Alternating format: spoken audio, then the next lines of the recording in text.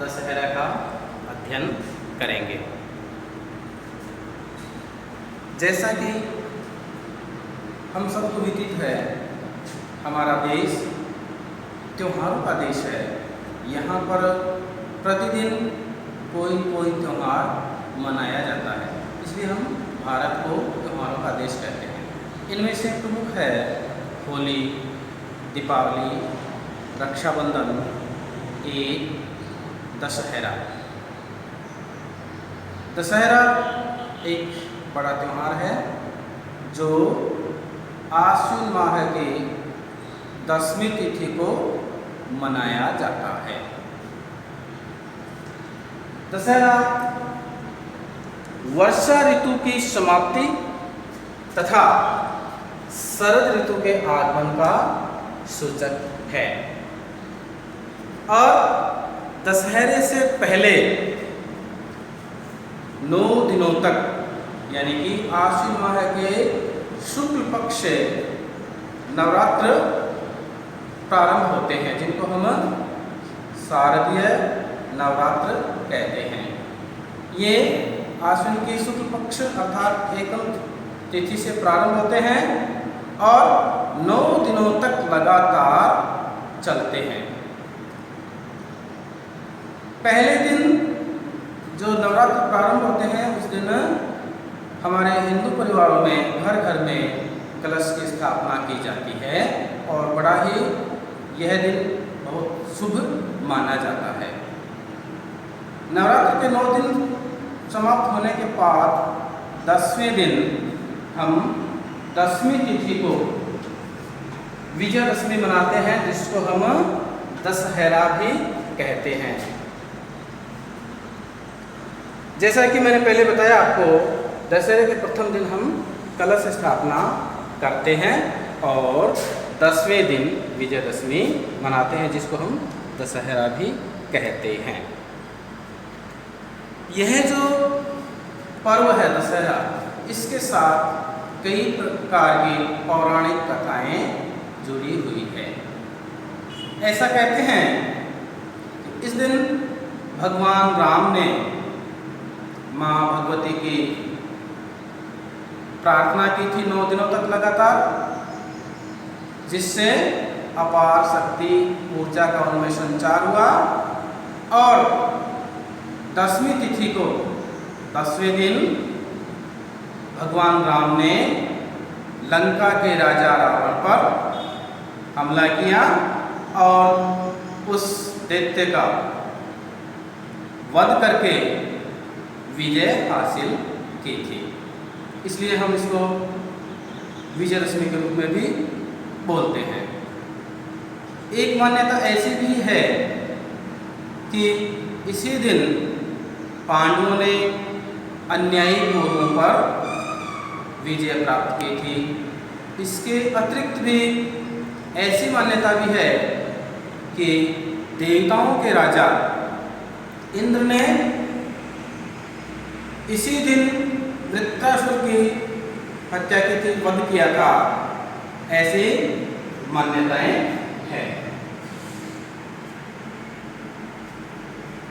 इस दिन विजय नामक मुहूर्त होता है।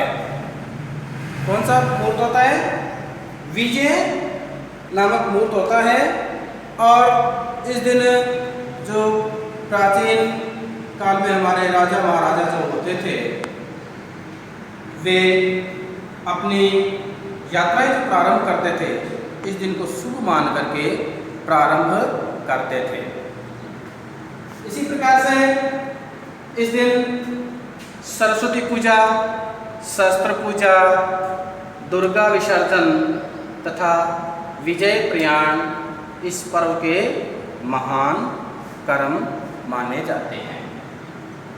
इस दिन समी वृक्ष अर्थात खेजड़ी की जो पूजा की जाती है, उसको बहुत ही शुभ माना जाता है।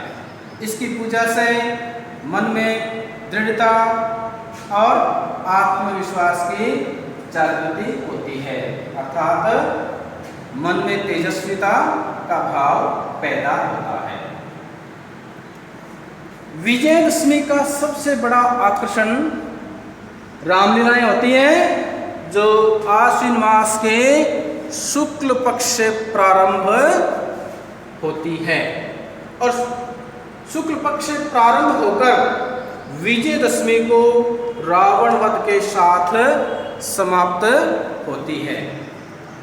इतना ही नहीं, जो रामलीलाएं प्रारंभ होती है वो लगातार 9 दिनों तक चलती है और केवल शहरी नहीं, नगर नहीं, कस्बों नहीं, बल्कि छोटे छोटे गांवों में भी बड़े उत्साह के साथ स्थानीय लोग रामलीला का मंचन करते हैं और वहीं के जो लोग हैं वो नेता, अभिनेता और कई हास्य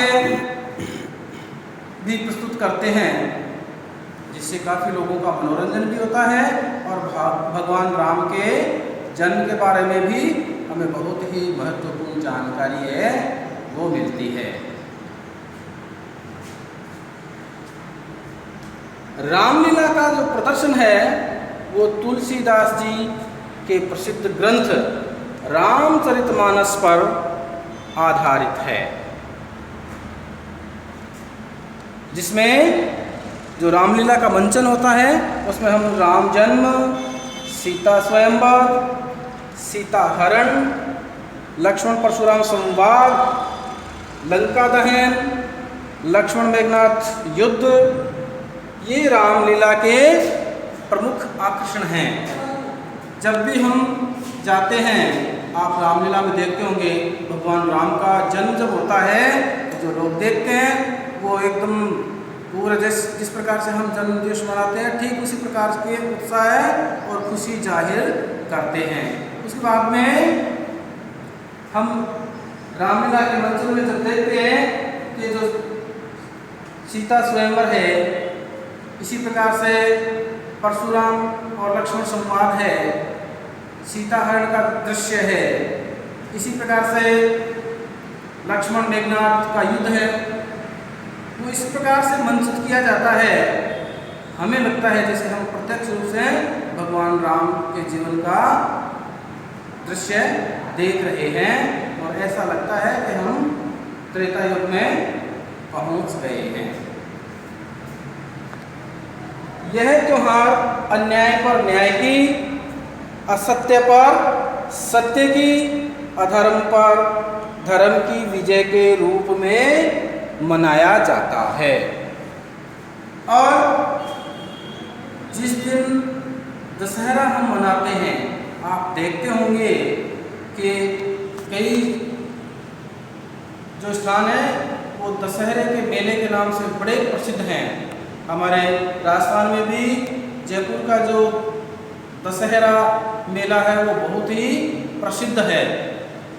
इस दिन प्रत्येक गांव और नगर में जहां पर रामलीला का मंचन होता है वहां प्रातःकाल से ही हलचल प्रारंभ हो जाती है।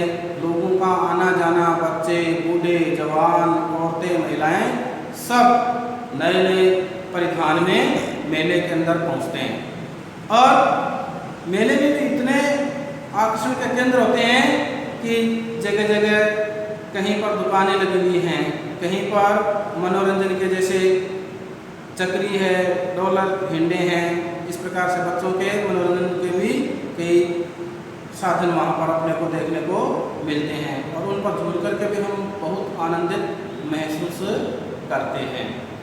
और ख़ास बात यह है कि इस दिन मुख्य स्थानों पर एक रैली निकाली जाती है जिसमें भगवान राम, लक्ष्मण, हनुमान जी, सीता जी, इन सब के पात्र बना करके लोग हैं वो झांकी के अंदर बैठते हैं और ऐसा आभास होता है कि स्वयं भगवान राम प्रकट हो गए हैं। नगर के बीच में से जब झांकी निकलती है तो लोग उनका बड़े आदर और सत्कार के साथ पुष्प वर्षा करते हैं।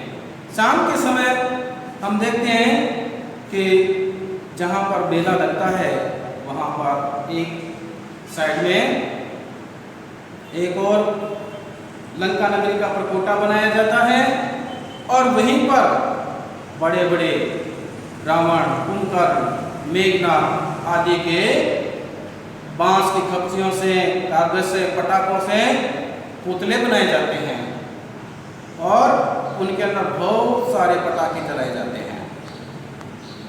रावण और कुंभकर्ण के पुतलों को भगवान श्री राम तीर से भेजते हैं और जो ही वो तीर लगाते हैं तो रावण का जो पुतला है, कुंभकर्ण का पुतला, वो धू धू करके जलने लग जाता है और पटाखों की रंग बिरंगी ध्वनि आकाश के अंदर रोशनी हो जाती है, ध्वनि सुनाई देती है।